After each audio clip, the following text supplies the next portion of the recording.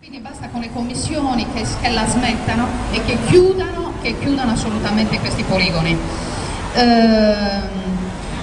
La storia se adesso hanno ripreso proprio il problema delle nanoparticelle e stanno insistendo molto, non troveranno nulla, quelle erano indagini su cui bisognava insistere molto, bisognava insistere nei primi anni 90, molto di più, cosa che non è stata fatta. Oggi abbiamo problemi di onde elettromagnetiche, chi più ne ha ne metta, per cui le popolazioni nostre continuano ad essere ad altissimo rischio e un tentativo che stanno avanzando è quello di dire deportiamo i pastori da quelle zone, li trasferiamo, visto che spostiamo i pastori, poi chiederemo la deportazione delle popolazioni. Cioè stanno proponendo delle soluzioni mostruose sapendo che i popoli non si possono spostare o deportare. Quindi ribadiamo d'urgenza la necessità della chiusura dei poligoni militari in Sardegna. Sì, credo. La questione della chiusura dei poligoni militari mette sempre in opposizione le popolazioni che vivono lì, ne ho parlato prima. I primi difensori di questi poligoni sono proprio le popolazioni, è come quando si costruisce una casa, un albergo in una determinata zona, i primi che fanno opposizione allo stop di quell'albergo sono i muratori e le famiglie dei muratori, perché non c'è lavoro. Quindi serve subito un'alternativa per evitare che succeda quello che è successo alla Maddalena, ad esempio, nel senso che vanno via gli americani ma non c'è subito dopo l'alternativa. Ecco, è difficile proprio il rapporto con le popolazioni e quindi far capire alla popolazione la vostra posizione. Com'è possibile creare l'alternativa? C'è già un progetto di alternativa oppure no? Certo. O chi la deve trovare? Diamo di nuovo la parola a Bustiano. È un tema questo molto delicato. Io vorrei, perché così non ci si dimentica, che teneste presente che domenica 20 febbraio faremo una manifestazione a Cagliari in bicicletta, da Piazza Giovanni a Piazza Giovanni, per portare dentro tutta la città, percorrendo la città, il tema della salute, il tema del diritto del popolo sardo a decidere sul proprio territorio, sulla propria salute. Bustiano ora interverrà. Mi soffermo poco perché poi è giusto che siamo anche gli altri, però su questo ci abbiamo riflettuto perché siamo andati 3 volte a Villa Puzzu, specialmente a San Guido, per vedere cosa respirava la popolazione. È chiaro che la popolazione respira una ostilità ad un allontanamento immediato del poligono, perché l'alternativa non è facile. Ci abbiamo riflettuto su e forse un'alternativa però c'è. Noi proponiamo che quel poligono venga trasformato nella più grossa sede in Sardegna della protezione civile, cioè che tutte le strutture che ci sono, caserme, mezzi meccanici e tutto quello che c'è venga a diventare la sede della protezione civile non solo della Sardegna ma anche possa servire come base di partenza per altri interventi anche nel territorio italiano e nel territorio estero, come è già intervenuta la protezione civile in disastri mondiali. Noi riteniamo che lì ci siano le strutture adatte per fare questo. Questo conserverebbe tutti i posti di lavoro che ci sono, ma non solo, ne creerebbe anche altri. Questo creerebbe anche le condizioni per poter accedere al delimitato e a ciò che oggi è la parte militare, per poter davvero andare a cercare le fonti di inquinamento. Perché? Perché abbiamo provato anche con un contatore Geiger ad individuare l'uranio impoverito.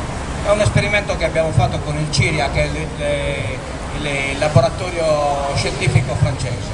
Allora, l'uranio impoverito non è intercettabile dal contatore Geiger, in quanto è a bassa radioattività. Per intercettarlo bisogna lasciare il contatore poggiato sull'uranio. L'abbiamo provato su una rettina di quelle per lampade a gas che sono ad uranio impoverito. E bisogna che rimanga lì almeno 2 o 3 minuti, altrimenti non inizia a segnalare la reattività. quindi sarà difficilissimo individuare quali sono i territori dove c'è uranio impoverito, e l'uranio impoverito è pericoloso perché quando si passa sopra il terreno, si solleva, essendo un pulviscolo molto sottile, viene respirato o ingerito. Per esempio i nostri pastori prendono il cardo, lo sbucciano, lo mangiano, toccandolo dopo averlo sbucciato con le mani. Questo, se quel cardo è stato praticamente contaminato dall'uranio impoverito, viene ingerito e si innesca subito il processo di malattia, perché viene assorbito, passa la membrana cellulare, praticamente è in grado di entrare all'interno della membrana cellulare. Quindi anche il disinquinamento sarà un grosso problema che non sarà possibile fare finché quella zona ha delle limitazioni militari. Cioè si potrà anche iniziare un processo di questo tipo, ma se quello sarà invece avrà uno scopo civile, secondo noi si potrà lavorare con più tranquillità e anche con più possibilità di individuare le zone che hanno subito contaminazione. Bisognerebbe poi avere una mappa dei bombardamenti che hanno fatto, perché dove si è avuta la sublimazione del proiettile vuol dire che lì c'è anche uranio impoverito.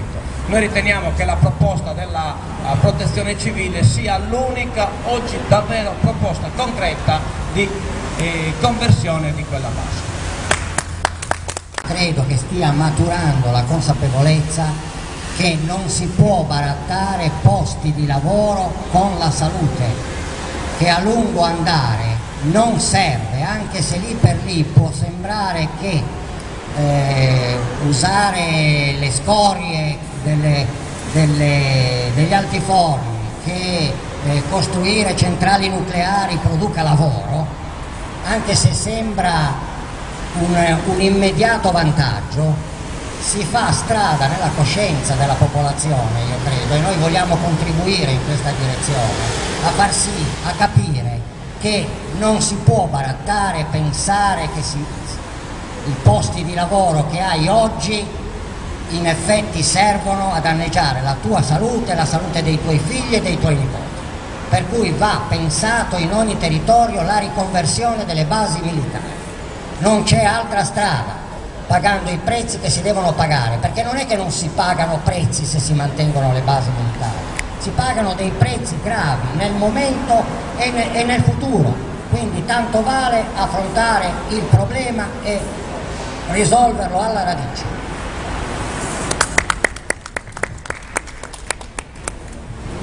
Ho interrogato 3 ministri di questo governo per sapere parole vere su quello che sta accadendo a qui. Non ho ancora ottenuto risposta. Questo può essere significativo di una difficoltà di dire la verità.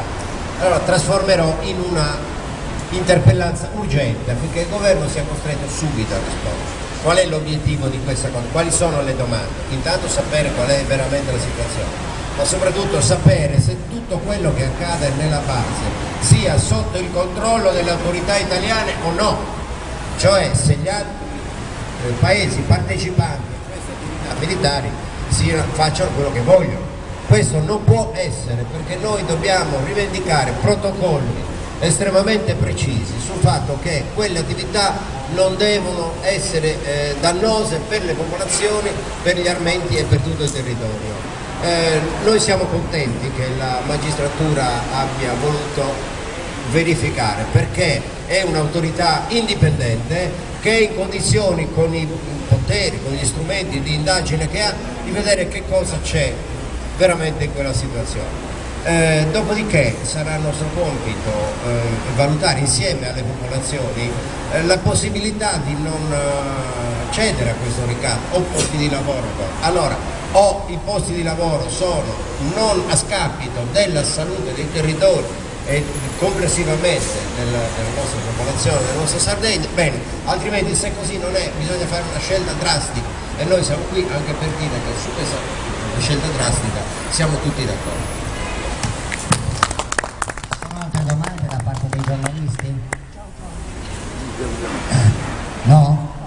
Allora ringraziamo i giornalisti che hanno partecipato alla conferenza stampa. Se presenti qualcuno vuole ancora prendere la No? Chiudiamo così allora, e l'appuntamento è il 13 a Quirra e il 20 a Cagliari per la grande biciclettata.